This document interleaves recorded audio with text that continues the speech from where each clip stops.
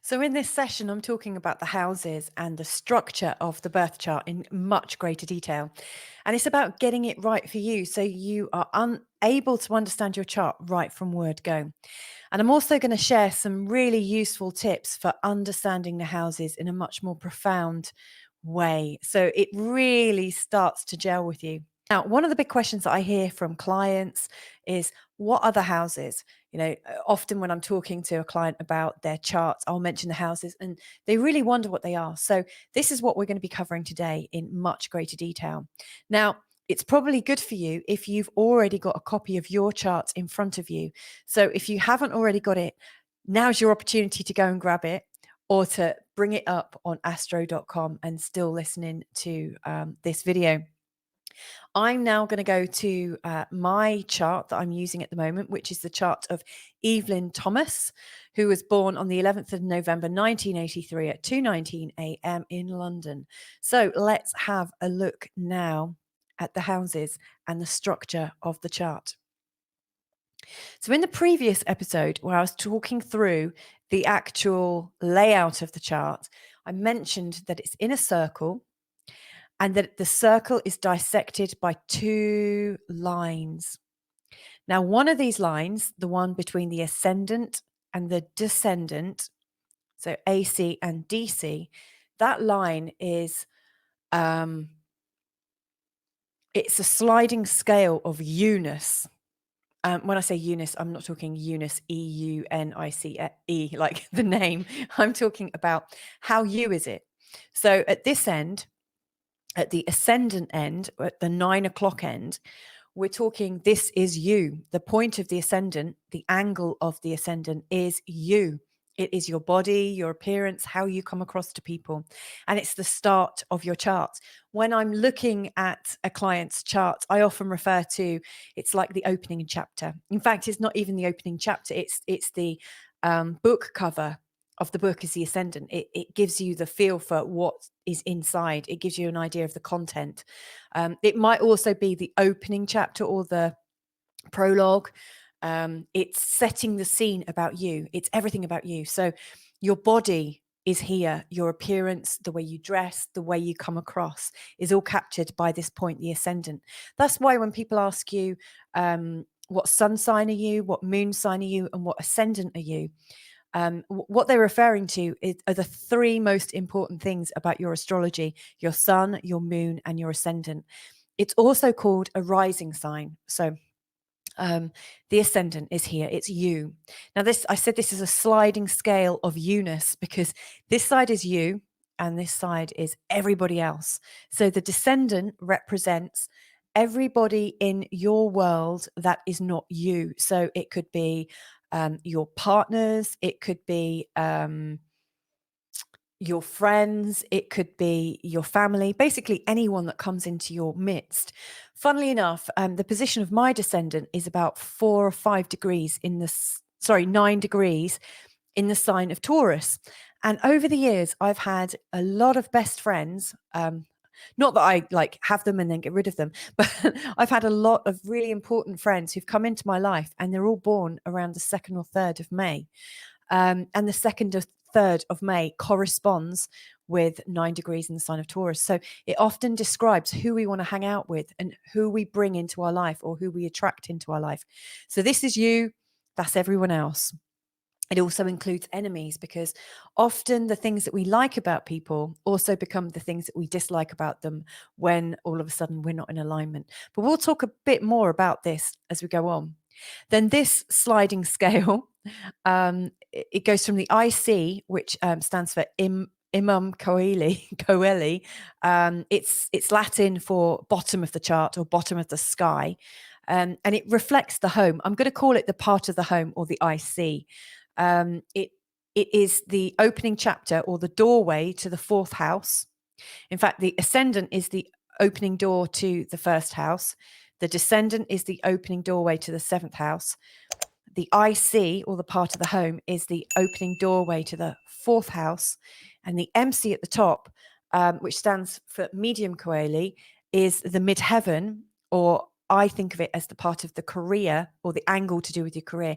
But it's broader than that. It's very much about recognition, reputation, how appreciated you are, and your public facing role. But this is the opening door to your 10th house. Now, so this is Eunice, like you. This is you, and that's everyone else. Now, this is you in private. This is you in your home. This is also you as a child. This is you when you're protected in your little cave or in your little room, or all the little boundaries that you've got around you. So this is very much childhood, home, early experiences before you step out into the world. And then as you slide up this scale, you come to the MC, where you're not protected. You're in the big bad world, or the big glorious world, however you want to see it. It's where you get noticed. You're not hidden. You're noticed. You're out in the open. And so that's why it looks like it's your career, your reputation, your achievements. Achievement is a very, very good word for the 10th house. The 10th house describes the kind of achievements that you want in life. It also represents authority. And so often the part of the home represents one parent who is more home-based, and the other house, the 10th house, the MC, represents the most outward-facing parent. Now, astrologers aren't always in agreement with this, and I think parents can really show up in, as both. Sometimes your most home-based parent can sometimes also be the most fearsome and most authoritarian parent. But parents definitely show up in this area. These houses definitely have something to do with parents and parenting, because it's all about progression. Like, we have parents in our childhood, and as we grow older, we become a parent, and eventually we have to look after our parents. So, there's definitely something about having authority put on us to becoming an authority in our own right. So it's like no achievement to complete achievement, or hidden to being revealed. So it's a very interesting axis, this one. It's very important, as are these two. So in my mind, the AC and DC and the IC and the MC are like the north, south, east, and west. They're like compass points on a birth chart. They allow you to see the direction you're going in. And I guess a good place to sit would be in the middle. So you're not so self-absorbed, whilst you're also not a pushover. You're not hidden, and yet you're not so, look at me, here I am. So it's kind of balanced. But we're always, somewhere within the chart, and our position and our focus in life often changes. So we've got these 4 angles. Now, the angles are also known as angels. I mean, nobody really says that in astrology now, but I think the etymology of angle was angel, because they were seen almost like, what's the word? Archangels, like these are the governors. Now, I used analogy about the chart structure in the previous video, and I said that the shape of the chart and the houses were like your home, and the rooms were the houses, and the angles are like the supporting walls. They're like the very strong, firm walls. Now, actually, what they create are these segments or quadrants. And these quadrants have a very different feel. So if you've got one quadrant that is particularly strong, it shows that your life really plays out in that particular quadrant. So this quadrant here, between the angle that is about you and the angle that is about home, is very much about self-discovery and very much about personal development, because we are often in a place of striving. Often it feels like it's all about us, but not necessarily in a way that we're very comfortable with. And there's always this feeling that we're not quite integrated out here. And so we're often looking for an understanding of ourselves. In fact, a lot of my chart fits in here, which is no surprise, because it's about personal development, and that's actually what I work in. So it has been my focus, and it's my focus for other people. And so you find a lot of therapists in this area. It's not very, surprising. This segment here is about your home, and it blends other people. So if you take this to be about yourself and understanding yourself, and it's kind of unconscious, then this area here is about your learning to be outside of the home, as you experience other people. So it's about your family, your children, your partner, some close friends, and how you have fun with them. But it's still quite personal, and it's not necessarily out in the big world. It's kind of still in a safe space. So everything sort of underneath this line represents our unconscious and slightly private way of living our life, and everything up here is a lot more public and outward facing. Now, this quadrant here, which goes from the part of other people and partners, and then achievement, really is an outward facing, career based house, or a quadrant that is consciously interacting with other people, but specific people. It's still sort of reacting to people that you know, people that you work with, people that you come into contact with, but it's very outward facing. So you're exploring, you might go on an adventure, have overseas travel, you'll be interacting with other people's values and their value systems. So it's an interesting place.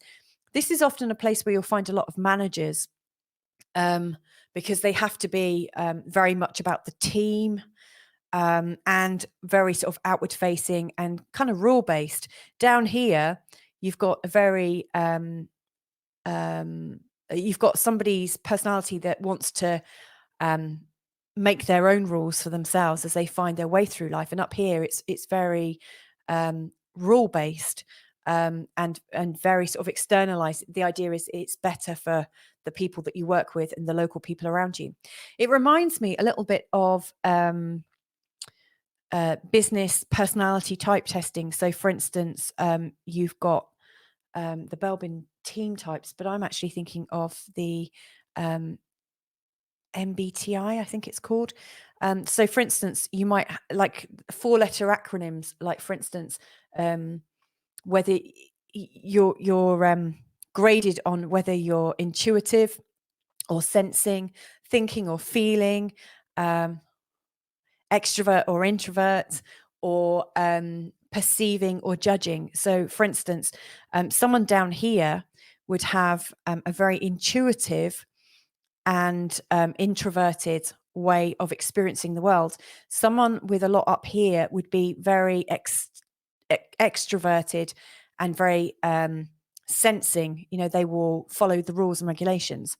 Here we've got someone that's very extroverted and very sensing, very intuitive. So this quadrant shows us being intuitive and questing about the external world, and it's a much bigger world. So it looks at organizations, it looks at the collective unconscious, it looks at the world and helping the world, and it's very cause related. So it kind of goes around. And if you think about the ages of man, first of all, you're in survival mode, then you're growing in your environment, then you are making your way in the world as an adult, and then finally you'll be finding reason and context in your world, and you might sort of open it out even further. So it almost follows the stages of man, these quadrants. It's very interesting. And within that, each quadrant has 3 houses. Now, each house has its own meaning, but each house is also got a shared meaning, a shared and opposing meaning, or a shared theme with its opposing house. So, for instance, if I go back to the 1st and the 7th house again, the 1st house is about everything about you, and the 7th house is everything about other people and your partners. So that's, obviously on a polarity of being. Are you being me, or are we talking about someone else as a being? It's inside the barrier of your skin or outside of your skin, inside, outside. The second house and the eighth house have a shared theme of values and resources. So, for instance, the personal side of it, the second house is very much about your earnings and your money that comes in and your values about your money and how you manage it. It also, in fact, I think the second house is often seen as a one-trick pony. So often astrologers say, oh, you've got loads of planets there. It's all about making money. And that may or may not be true. I've met lots of poor people with lots of stuff in the second house, and it's really not how it comes across. And for lots of people, it's about how they value themselves and how they work out their resources. At the end of the day, I think the second house is about personal resources. So it's not just about wealth, it's about what you can get, what comes to you. So you might not earn much money, but you might always be able to find what you need. You might be a law of attraction genius, and what you need comes to you at just the right time. Then the eighth house is about other people's resources and other people's value systems. And so it's interesting because things like taxes, and loans and inheritances and money that can come to you or is owed by you, but it has like a third party attached to it. So for instance, you might get your partner's pension. It's income for you, but it comes from your partner. That would show up in the eighth house. It's a value, it's a resource, but it comes from other people. You might find that you inherit some money from a parent or from a close friend, or from your partner. And again, that comes from the eighth house. But with the eighth house also comes value systems. So in the same way as I said, the second house is about how you value yourself. Here you learn about how other people value themselves and what goes on in their brains. Now, it's interesting because often other people's values are kind of kept hidden. The eighth house often represents to me the subjects that people don't like to talk about the first time they meet. So if you think you just meet someone for the first time, say you're going home to the boyfriend's house for the first time, you're probably not going to talk about sex. You're probably not going to talk about birth, life, and death. You're probably not going to talk about an illness or a transition. You're going to keep it light. So you're not going to really go into these areas unless you are the sort of person who just does and only attracts people that have these deep conversations. But you're probably going to keep it light. So this house also traps within it our secrets, the things that we don't like people to know about. So, for instance, guilt, shame, blame, and anger. If you think about guilt and shame and blame and anger, they're all to do with another person. So, whilst how you feel about yourself and value yourself might come in the second house, if you blame yourself for a lot of things, where does blame come from? It either actually physically comes from somebody else, or you project that someone else is blaming you for something. If you're feeling guilty about something, is that one of your emotions? Or are you projecting that someone is making you feel guilty, or they really are trying to make you feel guilty? So a lot of these hidden emotions that we have difficulty expressing and working through are in this house here. The other thing about the eighth house is it takes you from one stage of life to another. A bit like when you start earning money in the second house, you are moving from one stage of life to another. The eighth house represents the cycles of life. So, for instance, from being a young girl to being a pubescent girl to being a young woman, when you have your first child, as you go through the change, as you become an elder, these are all phases in life, and that's all captured in the eighth house. So the eighth house and the second house, they have a joint theme, a shared theme of value and resources. So it covers money and other people's money, and it covers your feelings about yourself and also how you feel other people are judging you. Very interesting little polarity those two have. Now, the third house and the ninth house have a shared theme to do with information and learning and exploring. So the third house is our early experiences of learning. and exploring our early environment. So the third house represents our first school, our first friendships, our siblings, our cousins, or people that we play and hang out with, or our aunties and uncles. The third house, if it's got a lot of planets in, like this one does, Evelyn Thomas's chart, she could have had a very busy childhood with lots of people coming in and going, lots of siblings, and lots of strong feelings around it. Her school life would have been really important to her as well, given the intensity that is going on in this third house. So it really represents your early education, and from an information basis, it represents facts and figures, but not the context around it. So if you think about your early education, it's learning to count. It's 1, 2, 3, 4. You learn the alphabet, you learn how to spell, you learn how to form your letters, and you learn things in a very sort of direct way. If we go over to the ninth house, it shows our experience outside of the environment that we grew up in. So it shows our friends that came along a little bit later. It shows possibly us moving to a different town or exploring, or our need for adventure and diversity, because it opens our world. It also shows us information and learning, but with the context behind it. So it shows us our knowledge, our belief systems, our spirituality, our laws, our need to publish. So it is taking information and then adding context and meaning to it. So here you've got early school. In the ninth house, you've got university or self-study. You've got travel and adventure. You've got religion and spirituality in your beliefs. And a lot of publishers or explorers or lawmakers and philosophers, they have a very, very strong ninth house. So you can see how the parallels work.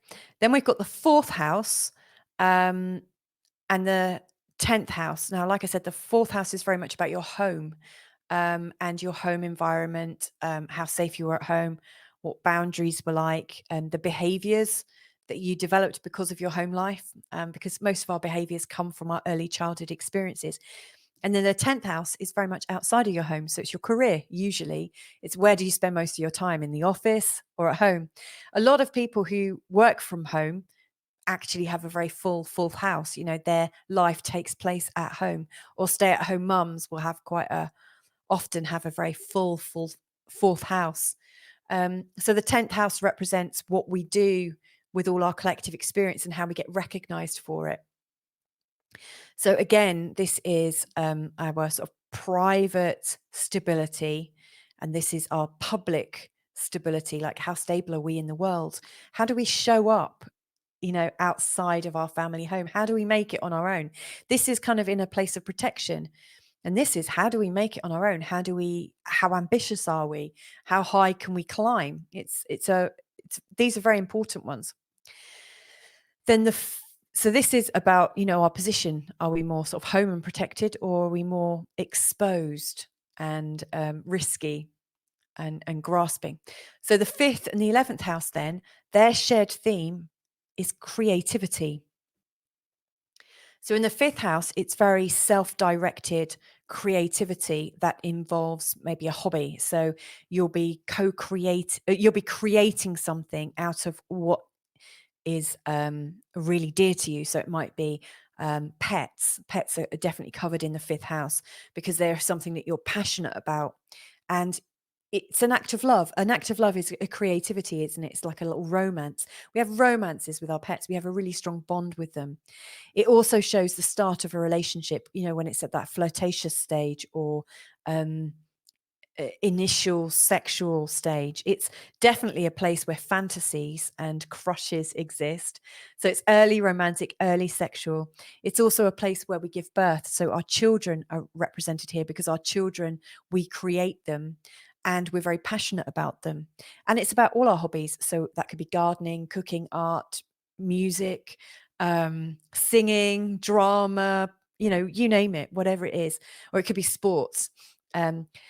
So like the 5th house is what we're passionate about and what we give birth to. Because like every creation comes from this solar plexus area And, even if we're not giving birth, we're still giving birth to our projects. And often our projects involve other people, or other things, i.e. pets, a partner, a child, a project with an outcome. And then the 11th house, we are co-creating on a much bigger scale. So for instance, it shows where our alignment matches with the alignment of a group. So it shows our friendships, our bigger friendships. Social media definitely is covered under this, as is the internet. The internet is definitely an 11th house place because it's where minds meet and we don't necessarily know each other. For instance, you doing this course, you're meeting me and I'm meeting you, and yet we're not actually meeting. But our ideas are coming together and shaping together. And that's interesting. Speaking of which, if you've got any comments or anything that you're already learning about yourself through the houses and through this course so far, please do put them in the comments below. I'd love to hear more. But anyway, the 11th house I think of as the law of attraction house. It's very much about what we create, because we're creating it with the universe. We're creating it with universal energy. We're creating it with love and trust and unity. And often when we're co-creating with the law of attraction, we are bringing good. We're bringing in a source of good somehow. And it's, we put out our intention, and something, whether it's the universe, God, angels, whatever you believe in, something hears us and thinks, wow, that sounds like something I want to support. And our energies come together. On a very mundane scale, it can represent charities and NGOs and government offices and commissions and things like that, big organizations that are very values bound. So this is a place like people that do a lot of contract work, i.e. putting in applications for grants for social projects and things like that. It's a very 11th house business. Anyone that works their way up a massive conglomerate, like a huge charity commission or something like that, or who works in an international commission for something or other, then their 11th house will be huge because they're connecting to so many people. And then we've got the 6th and the 12th house, and they have a polarity, I think, of health and state, like beingness. So whereas the 1st and 7th house, like the 1st house is about you and your body, and the 7th is other people and their body, the 6th and the 12th, it's not about the bodies, but it's about the state of the bodies. So the 6th house is your health, your physical health. It's also your physical routine, which almost governs your body. So, do you go to work every day? Do you get up at 9, go to work, have lunch, work some more, come home? Are you in a routine? That would be described in your 6th house. What are your feelings towards routine? It looks at your work, the kind of work you do. It doesn't look at your career and your aspirations. That's the 10th house. But the nitty gritty of what you do every day is covered by the 6th house. Is it an exciting house? Is it romantic? Is it boring? It's all captured there. So your 6th house is very interesting for health as well. Because if we get our lives out of alignment and we work too hard, or we don't watch how we manage our homes and our life balance, then obviously our health suffers. So that's huge. Now, the 12th house is opposing this. So it's not so much about the day-to-day running of our lives. It's more about the unconscious state of our lives. It covers the memory, all our memories from childhood, our instincts. It's quite private. I see this 6th house as being your house. Imagine you've got people coming to visit your house, and they phoned you up, like, say, half an hour ago, said, we're on our way. And you think, uh-oh. So the 6th house is the area that you tidy up, that they're going to sit in and that you receive them in. And then the 12th house is the cupboard under the stairs that you open the doors to, and you quickly shove everything superfluous that you can't quite organize in time. You shove it all in the cupboard under the stairs and you shut the door behind, and you think, oh, God, I hope that door doesn't open. I hope they don't want to put their coat away. And it's almost a place of secrets. It's like your cellar or your attic. It has everything in, but it's so vast that you almost can't organize it. So It often shows us the state of our mind, how cluttered it is, how open we are to reprogramming. It covers a lot of programs, actually, our programs about our emotions and our spirituality, and how willing we might be to work on it, and also how willing we are to suffer for it. So it really covers our mental health. So we've got physical health in the 6th, mental health in the 12th. We've got organization and day-to-day living in our 6th, and we've got disorganization and almost chaos, but also everything. It doesn't have to be tidy. It's just there. So they're your 12 houses, and also the 6 polarities. So let me just remind you of the polarities again. If you can just remember the polarities, and remember that with each polarity, you've got one side that is very personal and very real and in your body, and the other is very much about other people, then you can probably work out the meanings of the houses. So just to recap the polarities, the first one is about your body, whether it's you or everyone else. The 2nd and 8th houses are on the polarity of values and money and resources. So how do you earn money, or how do you receive other people's money? How do you feel about yourself, or how do you feel judged by other people? So it's like yours and theirs, a bit like the 1st and the 7th. Then you've got the 3rd and the 6th. So the 3rd house and the 9th house, 3rd and the 9th, are about knowledge and information and learning and environment. So the 3rd house is factual. It's your local environment. It's where you grew up. It's your early schooling. It's factual. The 9th is what you do with that. So you take those facts and you add something on because you've gone into the world and explored. So it covers your higher education, your spiritual beliefs, your religious beliefs, your philosophies, your experiences of diversity and moving out into the world. It looks at things that are quite wacky and wild as well, which is quite fun. The 4th and the 10th is your home, like your privacy, where you are hidden. And then when you go exposed and you've got your recognition and reputation and achievement, you're in the big world. So it's from childhood. Oops, I'm an adult. It's that kind of thing. The 5th and the 11th share creativity. Are you creating with your hobbies, your children, your romances, early sexual feelings? Or are you creating something at a much grander scale with other organizations, with the law of attraction, or for big charities? It's creation that's taken much further into the wild. And then you've got your 6th and 12th house, which is about the state of your being, the state of your body. So your physical health versus your mental health, your organized day-to-day routine versus your disorganization all year round. So hopefully that's helpful. So that's the structure of your chart. And everyone's structure will be the same in as much as they've all got ascendants and descendants. They've all got a part of the home and a part of the career or recognition. They've all got 12 houses, but the difference being is the houses can be, you might have one pair of houses that are 45 degrees and another pair of houses that are just 16 degrees. A lot of it depends on the time of birth and the location of birth, because it's to do with the time that the sun rose on your birthday. And that's why it's called ascendant. It's about ascending versus descending. And it determines how much space particular houses get. And I don't need to go into it in any great depth at the moment, but just be aware that that might happen. You might sometimes see a chart. In particular, if you live up towards the north, like people I've got quite a few clients in Scotland and also quite a few clients in New Zealand. And people and Canada, and the higher up you are at birth or the lower down, according to the map that we're taught at school, um, the houses, you have a much greater variance in the size of the houses.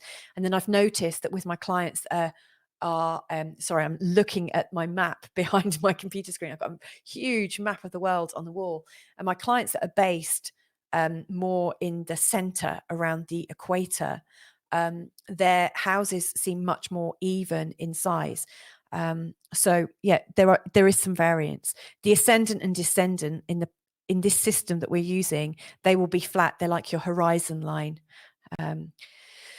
One last thing I want to say, as we go through this course, in the next session, I'm going to be talking about the star signs, and in the one after that, I'm going to be talking about the planets, and then the one after that, I'm going to be talking about the aspects. So this is all a lot of stuff to take on board.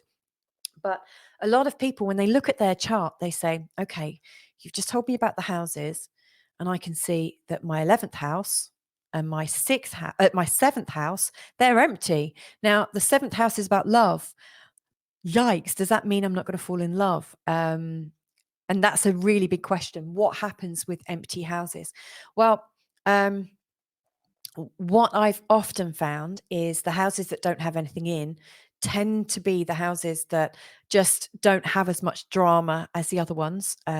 More emphasis is put on the things that possibly you're learning a lot through your life. So it might be an area that you just happen to do very well in. However, it's also important as astrologers, when we're looking at a house, we always notice which star sign it starts in. So, for instance, in Evelyn Thomas's chart, which I'm looking at now, the seventh house starts in the sign of Pisces. Now, I don't want to go too in depth at this moment because we're coming to the star sign section in the next video. But just to say, each star sign is ruled by a planet. And where we have an empty house like this one, this is ruled by the sign of Pisces, and Pisces is ruled by Neptune. So if we were looking at Evelyn's empty house, we would get some extra meaning about her love style by examining Neptune in her chart. And her Neptune is down here, and it's very tight around the part of the home. So there's a very, very strong meaning about that. We would look at which sign Neptune is in, and it's in the sign of Sagittarius. And Neptune is also in the fourth house. So part of the description to do with Evelyn's love style and her potentials for love would have something to do with Neptune in the fourth in the sign of Sagittarius. Her Neptune is also in a square with Mars. And a square energy with Mars isn't that easy. In fact, my Mars and my Neptune are in quite a challenging position as well. I can tell you, Neptune and Mars can cause quite a lot of interesting feelings and clashes. And so we would read that in her seventh house. Likewise, in her 11th house, it starts in the sign of Leo, and Leo is ruled by the sun. Now, you wouldn't know that already unless you've read ahead and you know a lot about astrology, but it's ruled by the sun. And so in interpreting her 11th house, we would look at the position of her sun, and her sun is in the sign of Scorpio and is in the second house. So that would have something to do with how she co-creates in the big world. So don't worry if they're empty houses. Every house has a meaning.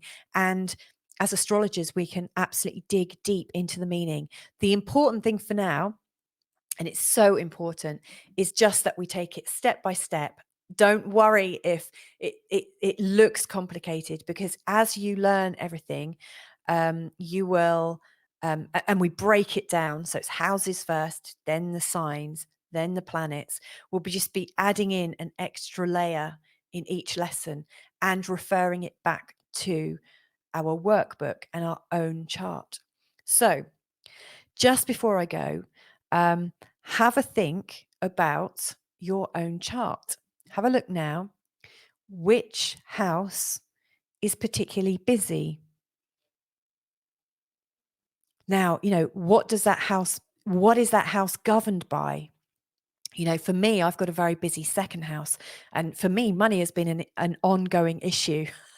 Not that I'm poor or not that I'm rich, but my attitudes to money. Some people will work the same job again and again and again, and they will always work for money, and they will be very sort of persistent.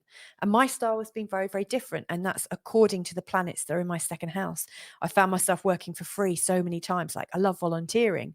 And there are times when I've earned a lot of money as a corporate trainer. So, there are swings and roundabouts, but have a look at your chart, which are really full. My fourth house is very full in the sign of Pisces. And so the home is very important. And I'm a stay-at-home mum that works from home but works internationally, so that really suits me. But have a look at your chart and notice where all the action is and have a think about what that might mean to you. See if it correlates. Anyway, thank you so much. If you've got any questions at all or anything that you've noticed about yourself, like for instance, which quadrant in your chart is most prominent and what that means to you. If you know about the MBTI type testing, like I'm INTP or INFP, so an intuitive, um, introverted, intuitive feeling perceiver of information. You know, I'm just really not that rule based. I'm not external, not extroverted, etc. You know, if you know about your quadrant, what does that mean to you? Has that helped to reveal a bit more about yourself? And you know, if you can think of somebody who has a very different style, pop in their details, have a look at their charts, see which of their quadrants are full and which are empty.